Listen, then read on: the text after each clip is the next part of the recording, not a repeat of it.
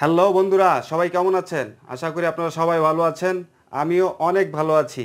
আজকে আপনাদের সাথে আমি আমাদের রাইট ফর্ম অফ দ্য ভার্বের যে প্লেলিস্ট, সেই প্লেলিস্টের তৃতীয় পর্বের ক্লাসে আমরা 11 থেকে 15 পর্যন্ত 5টা নির্বাচিত রাইট ফর্ম অফ দ্য ভার্বের কোয়েশ্চেন, যেগুলো বারবার পরীক্ষাতে আসে, বিশেষ করে বিশেষ পরীক্ষা থেকে শুরু করে শিক্ষক নিবন্ধন পরীক্ষা, ইভেন ব্যাংক এক্সাম থেকে শুরু করে ইউনিভার্সিটি অ্যাডমিশন পর্যন্ত এই কোয়েশ্চেনগুলো মানে রিপিটেডলি আসতে দেখা যায়। সো চলুন আমরা এই কোয়েশ্চেনের সলিউশনগুলোতে চলে যাই। আমাদের 11 নম্বর যে কোয়েশ্চেন, সেই কোয়েশ্চেনে আছে as the sun dash I decided to go out. হ্যাঁ, সো আমাদের দেখতে হবে যে আমরা এই জায়গায় কি হ্যাজ শোন বসাবো, না শাইন বসাবো, না শাইন্স বসাবো, না ওয়াজ শাইনিং বসাবো।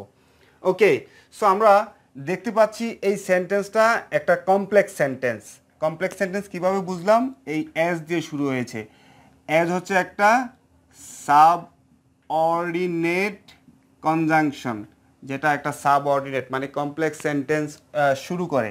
এই অ্যাজ একটা সাবঅর্ডিনেট ক্লজ শুরু করে। হ্যাঁ, সো এই অ্যাজ ক্লোজটার শূন্যস্থানটা আমরা পূর্ণ করব।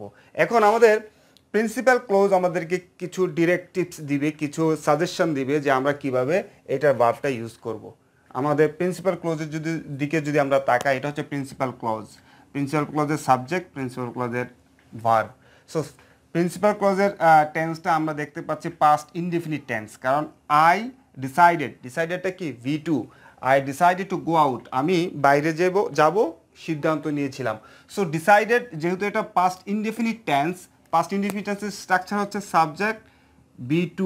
আপনারা দেখতেই পাচ্ছেন আই হচ্ছে সাবজেক্ট, ডিসাইডেড হচ্ছে B2। So past indefinite tense যদি প্রিন্সিপাল ক্লজে হয়, এটা একটা প্রিন্সিপাল ক্লজ। প্রিন্সিপাল ক্লজে যদি আপনাদের পাস্ট ইনডিফিনিট টেন্স হয়, আপনাদের এই সাবঅর্ডিনেট ক্লজও পাস্ট টেন্সে রাখতে হবে, কারণ এটা হচ্ছে সিকোয়েন্স অফ টেন্সের একটা নিয়ম যে আপনাদের যদি একটা কমপ্লেক্স সেন্টেন্স থাকে তাহলে past tense is followed by past tense. So আমাদের যদি এইখানে পাস্ট টেন্স থাকতো, এখানে আমরা পাস্ট টেন্স বানাইতাম, বিষয়টা এরকম। সো আমরা প্রিন্সিপাল ক্লজে পাস্ট টেন্স আছে, এটা পাস্ট টেন্স নিব। সো এখানে আমাদের পাস্ট টেন্স কোনটা আছে? হ্যাড শোন, এটা হচ্ছে প্রেজেন্ট পারফেক্ট টেন্স, এটা হবে না। শাইন, প্রেজেন্ট ইনডিফিনিট টেন্স, হবে না। শাইন্স, এটাও প্রেজেন্ট ইনডিফিনিট টেন্স, এটাও হবে না। ওয়াজ শাইনিং। সো আমরা দেখতে পাচ্ছি as the sun was shining, যেহেতু সূর্য আলো দিচ্ছিল, আকাশে সূর্য জ্বলছিল, I decided to go out, আমি বের হওয়ার সিদ্ধান্ত নিয়েছিলাম। হ্যাঁ, ওকে, আমাদের 12 নম্বর কোয়েশ্চেন হচ্ছে do not make a noise while your father dash. বলছে do not make a noise, এই অংশটা হচ্ছে প্রিন্সিপাল ক্লজ, আর এই অংশটা হোয়াইল দিয়ে শুরু হয়েছে। হোয়াইল এই অ্যাজের মতো একটা সাবঅর্ডিনেট কনজাংশন, যেই কনজাংশনটা একটা নতুন ক্লজ শুরু করেছে। আমি আবারও ব্যাখ্যা করছি ক্লজ কাকে বলে। ক্লজ হচ্ছে সাবজেক্ট ভার্বকে ক্লজ বলে। হ্যাঁ, সো আমাদের যেমন এখানে ইয়োর ফাদার হচ্ছে সাবজেক্ট, এখানে একটা ভার্ব বসবে। ওকে, হোয়াটএভার, আমি বলতে চাচ্ছি যে এটাও একটা কমপ্লেক্স সেন্টেন্স। সো কমপ্লেক্স সেন্টেন্সের দুইটা বা ততোধিক মোস্ট কেসেস, অধিকাংশ ক্ষেত্রে দুইটা ক্লজ পাওয়া যাবে কমপ্লেক্স সেন্টেন্সে, একটা প্রিন্সিপাল ক্লজ আর একটা হচ্ছে সাবঅর্ডিনেট ক্লজ। আমাদের এই 12th সেন্টেন্সে আমাদের ডোন্ট মেক আ নয়েজ, শব্দ করো না, এই অংশটুকু হচ্ছে প্রিন্সিপাল ক্লজ। আর হোয়াইল ইউর ফাদার ড্যাশ, তোমার বাবা যখন একটা কাজ করে তখন তুমি কি করবে না? ডোন্ট মেক আ নয়েজ, কোনো শব্দ করবে না।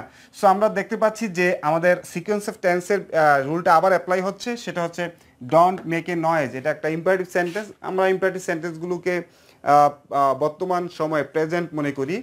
So don't make a noise, এটা আমরা যদি প্রেজেন্ট মনে করি, সো এই অংশটুকু আমরা প্রেজেন্টের দিকেই নিব। মোস্ট কেসেস, অধিকাংশ ক্ষেত্রে হোয়াইলের পরে যদি আমরা সাবজেক্ট বসাই, তখন আমরা একটা কন্টিনিউয়াস টেন্স বসাই এখানে, এটা মনে রাখতে হবে। হোয়াইলের পরে সাবজেক্ট বসে, তারপরে কন্টিনিউয়াস টেন্স বসে। ওকে, আমরা যদি 4টা অপশন দেখি, তাহলে আমাদের ডি নাম্বার অপশনে আছে ইজ বিং এস্লিপ, অর্থাৎ while your father is being asleep. কিন্তু আমরা ইজ বিং এই দুইটা অক্সিলারি ভার্ব, এখানে একটা মূল ভার্ব এখানে নেই, এটা সম্পূর্ণ ভার্ব ফ্রেজটা আসে নাই, এই কারণে আমরা এটা নিব না।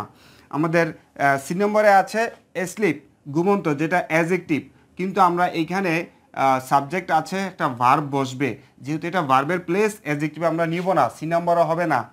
আমাদের বি নাম্বার অপশনটা হচ্ছে has slept, present perfect tense. কিন্তু আমি বলেছিলাম যে হোয়াইলের পরে যে ক্লজটা আমরা বসাই সেই ক্লজটা সাবজেক্ট এবং ভার্বটা মোস্ট কেসেস কন্টিনিউয়াস টেন্স হয়।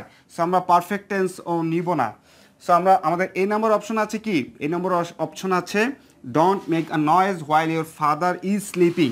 সো আমাদের উত্তর হবে ইজ স্লিপিং। আমাদের পরবর্তী প্রশ্নে he gave up dash football, say football ছেড়ে দিয়েছে হোয়েন হি গট ম্যারিড, যখন সে বিয়ে করেছিল তখন সে ফুটবল ছেড়ে দিয়েছিল। গেভ পাস্ট টেন্স, এইটো গেভ আপ পাস্ট টেন্স, এইটো গট পাস্ট টেন্স, দুটোটাই পাস্ট টেন্স। সো আমাদের বলতে হবে যে এইখানে কিন্তু আমরা এটা সাবজেক্ট এবং এটা হচ্ছে মূল ভার্ব B2, অর্থাৎ মূল ভার্বটা পেয়েছি। আমাদের যে অপশনগুলো কিন্তু সব হচ্ছে নন ফাইনাইট ভার্ব। আমরা একটা নন ফাইনাইট ভার্ব এখান থেকে আমরা পছন্দ করব। So of playing, he gave up of playing, এটা হয় না আসলে। আমরা এখানে গেভ আপ একটা ভার্ব ফ্রেজ পেয়েছি, তারপরে আমরা আরেকটা শব্দ পাবো, গেভ আপ অর্থ হচ্ছে ত্যাগ করা, ছেড়ে দেওয়া। সো আমরা অফ প্লেয়িং আসলে নিতে পারবো না, একটা প্রেপোজিশন তো আপ পেয়েছি, আবার অফ প্লেয়িং এভাবে হবে না। বি নম্বরে আছে টু প্লে, আমরা আপের পরে আবার টু প্লে ইনফিনিটিভ, অর্থাৎ এই প্রেপোজিশনের পরে ইনফিনিটিভ এভাবে আমরা বসাই না। আপ হচ্ছে একটা প্রেপোজিশন, এই প্রেপোজিশনের পরে আমরা কোনো ইনফিনিটিভ বসাবো না, আমরা এই দুইটা নিতে পারবো না। তারপর আছে সি নম্বরে প্লেয়িং, আমরা সি নম্বরটাই নিব, কারণ হচ্ছে হি গিভ আপ, সে ছেড়ে দিয়েছিল, কি ছেড়ে দিয়েছিল, প্লেয়িং ফুটবল, ফুটবল খেলা ছেড়ে দিয়েছিল। এখন আমাদের রুলসটা হচ্ছে যখন আমরা কোনো প্রেপোজিশন পাবো, প্রেপোজিশনের পরে ভার্ব প্লাস আইএনজি, হ্যাঁ, he gave up playing football, say football খেলা ছেড়ে দিয়েছিল হোয়েন হি গট ম্যারিড, যখন সে কি করছে, বিয়ে করেছিল।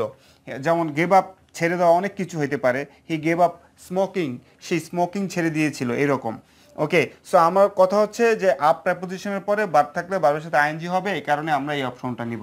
আমরা ফ্রিকুয়েন্টলি আমরা অনেক বেশি এটা পাবো যে প্রেপোজিশনের পরে ভার্ব থাকলে ভার্বের আইএনজি হয়। ওকে, আমাদের নেক্সট যে প্রশ্ন সেটা হচ্ছে হি অ্যাডভাইসড মি, সে আমাকে উপদেশ দিয়েছিল ড্যাশ স্মোকিং, স্মোকিং ছেড়ে দেওয়ার জন্য।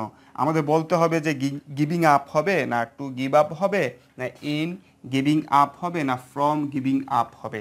হ্যাঁ, সো আমরা এইখানে এই সেন্টেন্সটা যদি একটু দেখি যে আমরা সাবজেক্ট ভার্ব মূল ভার্ব পেয়ে গিয়েছি। হ্যাঁ, আমাদের আর কোনো মূল ভার্বের দরকার নেই। সো আমরা একটা নন ফাইনাইট ভার্ব আমরা খুঁজবো এবার। সো আমরা এই শব্দটা বলতেছে যে স্মোকিং ভার্বের সাথে আইএনজি। সো এই শব্দটা বলতেছে তার আগে এমন একটা জিনিস ছিল যেটা প্রেপোজিশন টাইপের কিছু হতে পারে, এটা বলছে। সো আমরা এখান থেকে যদি দেখি ফ্রম গিভিং আপ, আমাদের আসলে ফ্রম গিভিং আপ আমরা নিতে পারবো না, কারণ আমরা হি অ্যাডভাইসড মি, হ্যাঁ, তারপরে ফ্রম এভাবে মিলবে না, ইন গিভিং আপ এটাও মিলবে না, টু গিভ আপ আমরা মিয়ের পরে এভাবে ইনফিনিটিভও বসবে না, আমাদের হবে হচ্ছে giving up. He advised me giving up. এখানে আমাদের অ্যাডভাইসটা একটা ফাইনাইট ভার্ব, আমরা একটা ফাইনাইট ভার্ব পেয়েছি। এই সেন্টেন্সে আরেকটা ফাইনাইট ভার্ব আমরা টেন্সের ভার্ব আমরা পাবো না, একটাই টেন্সের ভার্ব থাকবে একটা ক্লজের মধ্যে, একটা সেন্টেন্সের মধ্যে। আরেকটা ভার্ব থাকলে সেই ভার্বের সাথে আমরা কি করে দিব, আইএনজি বসিয়ে দিব। He advised me giving up smoking, এবার দেখছেন যে আপের সাথে স্মোকিং মিলে গেছে, কারণ হচ্ছে আপ হচ্ছে একটা প্রেপোজিশন, স্মোক থেকে স্মোকিং হয়ে গিয়েছে। সো আমরা আসলে যেটা মূল কথা সেটা হচ্ছে অ্যাডভাইসড এমন একটা ভার্ব যে ভার্বের পরে আমরা যদি নন ফাইনাইট ভার্ব বসাই তখন আমরা এরকম টু B1 না বসিয়ে আমরা এরকম ভার্বের সাথে আইএনজি বসিয়ে আমরা নন ফাইনাইট ভার্ব করি। আমাদের সর্বশেষ কোয়েশ্চেনটি হচ্ছে আই ওপেন দ্য ডোর, আমি দরজাটি খুলেছিলাম, ওপেন্ড, হ্যাঁ, B2 সাবজেক্ট B2, আমি দরজাটি খুলেছিলাম। অ্যাজ সুন অ্যাজ, যেই মাত্র, আই ড্যাশ দ্য বেল, যেই মাত্র আমি বেলের আওয়াজ শুনেছিলাম, দুইটাই পাস্ট টেন্স। আপনাদের মনে রাখতে হবে এই অ্যাজ সুন অ্যাজটা হচ্ছে এখানে একটা সাব অর্ডিনেট কনজাংশন, এই অ্যাজের মতো, অ্যাজ সুন অ্যাজ, হোয়েন, ওয়াইল, এগুলো হচ্ছে sub ordinate conjunction. As soon as এমন একটা সাবঅর্ডিনেট কনজাংশন, যে সাবঅর্ডিনেট কনজাংশনটা অতীতের দুটা কাজ একসাথে হয়েছিল এই ক্ষেত্রে ব্যবহার করা হয়। যেমন আমি যদি বলি যে যখন বৃষ্টি শুরু হলো তখনই আমি কবিতা লেখা শুরু করেছিলাম। হ্যাঁ, সো দুইটা কাজ কাছাকাছি হয়েছে। এরকমও হতে পারে যখন বেল ঘন্টা পড়েছে তখনই আমি স্কুলে যা পৌঁছেছি। আবার এরকমও হতে পারে যে যখনই অনেক জোরে শব্দ হলো তখনই বাচ্চাটা ঘুম থেকে জেগে গেল। আপনি দেখছেন দুইটা অ্যাকশন, অতীতে দুইটা অ্যাকশন যখন একটার সাথে আরেকটা বা একটার পরপরই আরেকটা হয় তখন আমরা অ্যাজ সুন অ্যাজ দিয়ে দুইটা অ্যাকশনকে কানেক্ট করি। দেখেন প্রথম অ্যাকশন হচ্ছে আই ওপেন দ্য ডোর, আমি দরজা খুলেছিলাম। As soon as I dash the bell, যেই মতো আমি বেল শুনেছিলাম। দুইটা অ্যাকশন কিন্তু কাছাকাছি হয়েছে।